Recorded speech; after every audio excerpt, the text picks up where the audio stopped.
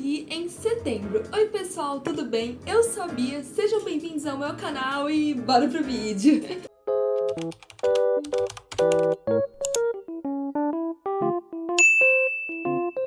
No vídeo de hoje eu vou mostrar os livros que eu li em setembro, eu vou falar o que eu gostei, o que eu não gostei. É separado em parte com spoiler e sem spoiler, então você não precisa se preocupar. Também vou falar quantas estrelas eu dei e o que eu achei de cada livro. Um aviso, todos os livros que eu li esse mês também são da biblioteca da minha escola e já não estão mais comigo. Então eu vou deixar aqui do lado uma foto de cada livro. O primeiro livro que eu li esse mês foi A Caverna de Cristal.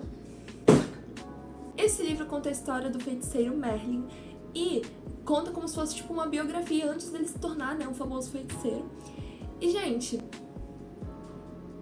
esse livro também fala sobre uma guerra entre reinos, né, que tá ocorrendo, acho que é o Ambrosius contra sei lá quem lá.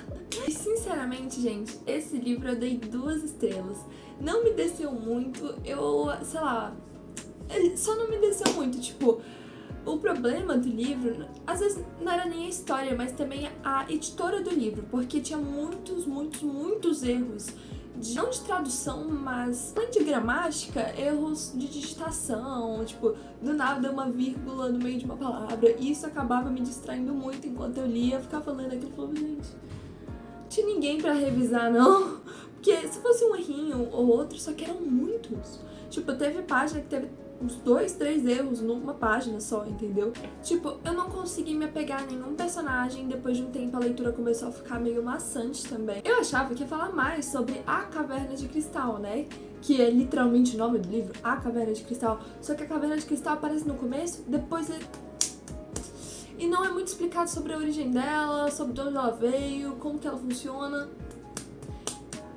Aí, sinceramente, eu só acho que esse livro não foi pra mim e nem vai ter parte com spoiler, porque não acredito que tenha uma parte assim muito interessante pra falar. Isso é apenas a minha opinião, né?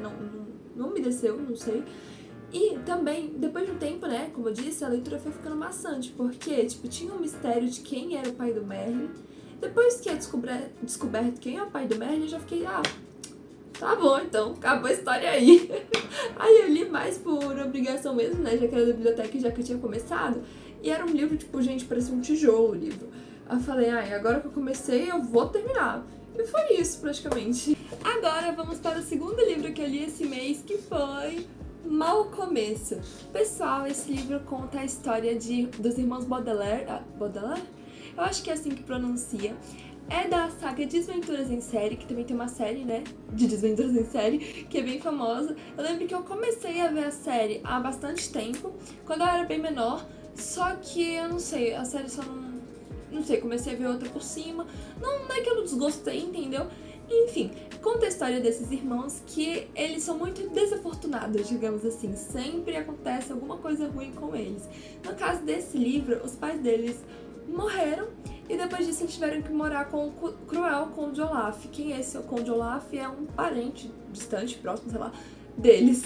O Conde Olaf só queria a fortuna das crianças e por isso que ele aceitou as crianças lá e tenta a todo custo roubar essa fortuna deles. É isso praticamente a história desse livro, né? E conta uma das desventuras deles, né? Porque como eu falei, tem uma série de livros. Para esse livro eu dei 4 estrelas, porque eu não achei nada muito uau, só que foi divertido ler, também porque é um livro infantil, mas eu gosto de alguns livros infantis, às vezes eu pego livro infantil pra ler mesmo. Como eu já tinha visto parte da série, eu já sabia praticamente boa parte do livro, mas no final eu achei bem divertido. Também foi uma leitura bem rápida pra quem quiser passar o tempo, e muito leve, eu gostei bastante. Leve vírgula, né? Porque só essas crianças só têm azar. Mas mesmo assim é bem divertido ler a desventura deles. Coitados. Agora vamos para a parte com spoiler. Se você não quer pegar spoiler, pule para esse momento daqui. Eu achei muito divertido a forma como eles derrotaram o Conde Olaf nesse primeiro plano deles. Tipo, os manos tirando lá uma lei do além lá e não sei, eu não sei nem como explicar. Só sei que eles foram bem inteligentes e eu achei muito divertido a forma como eles venceram o Conde Olaf nesse livro. Se tivesse a continuação na biblioteca, eu leria a continuação, porque, bom, foi divertido, só que não tem. Foi divertido pra eu ler, só que eu não acho que eu compraria, tipo, por escolha, entendeu? Qualquer coisa eu vejo a série. Só que, gente, eu tô com umas 5 séries que eu tô vendo. Eu tô assistindo Ladybug, eu comecei a ver Gilmore Girls, eu comecei a ver um anime, que eu esqueci o nome agora, alguma coisa com bi. Essa eu tava vendo 2 doramas, 5 coisas. Depois de introduzir em série fica pra depois. Agora vamos para o terceiro livro do mês, que foi Amor por Engano. O livro conta a história de uma garota que ela, sem querer, colocou fogo no próprio apartamento após descobrir, após um término de um namoro dela. Pois é. Aí ela vai morar com um irmão, e esse irmão dela mora com uma pessoa que ela não gostava quando era adolescente, ela não gostava dele, só que ele era amigo do irmão dela, entendeu? Aí eu acho que, não sei dizer se era pra ser um Enemies to Lovers, acho que não, porque quase que não teve enemies, enfim. Mas, tipo, eles não se gostavam no começo. E quando ela chegou lá, ela recebeu uma mensagem de um desconhecido, que ela, tipo, não sabia quem é. Bom, era um desconhecido, né?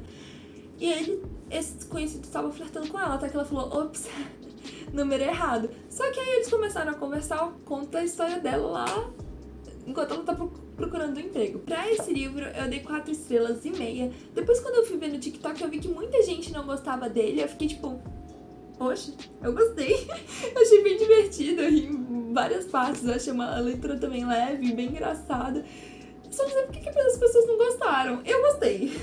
Porque uma galera também ficou comparando com o outro livro da mesma autora, que é mais famoso, que é o...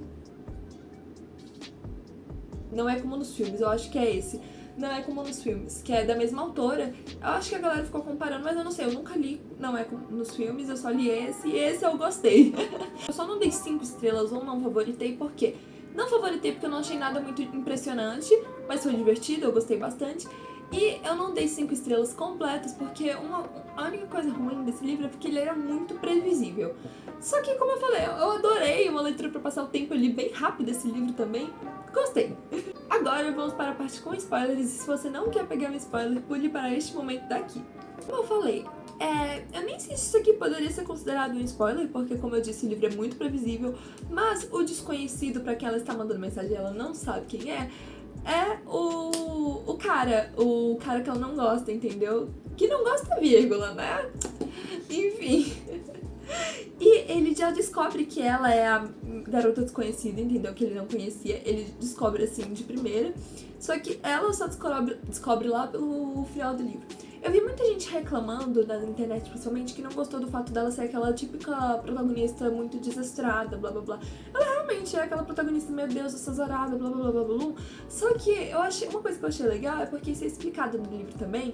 Isso quando é narrado por ele, né? Pelo cara, que ele fala assim, isso é uma das coisas que eu mais gostei nela, porque ela vive no 880, entendeu? Ela vive as coisas com muita intensidade, e por isso ela acaba sendo muitas vezes desastrada. Por exemplo, ela tacando fogo no apartamento dela sem querer.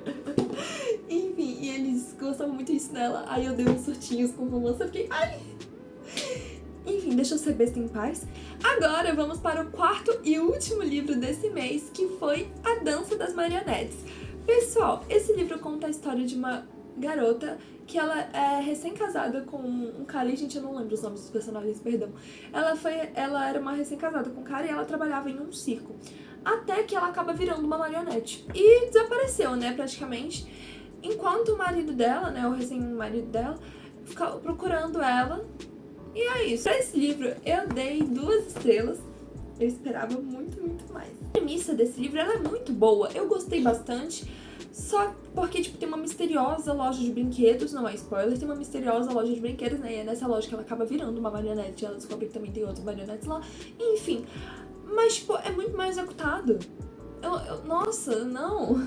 A leitura, ela é muito lenta, muito parada, assim, e o autor, ele dá muitos detalhes de coisas que não precisam. Por exemplo, se um livro, ele dá muitos detalhes, sei lá, sobre o ambiente, mas é uma história, sei lá, num futuro distópico, com uma fantasia, que precisa ambientar o leitor, beleza, isso faz sentido. Só que ele dava muitos detalhes em partes que não precisavam. E a história em si, que eu queria desenvolvimento, eu queria que mostrasse mais sobre, né, as coisas que eu não vou falar muito, que senão chega a ser spoiler. E não fala, tipo, tem muitas coisas que não são explicadas e muitos detalhes que não precisam, que são dados. Ai, nossa, que negócio maçante, não, que ódio. Além de que, como eu falei, ele não aprofundava muitas coisas, então os personagens, eles acabavam sendo muito superficiais.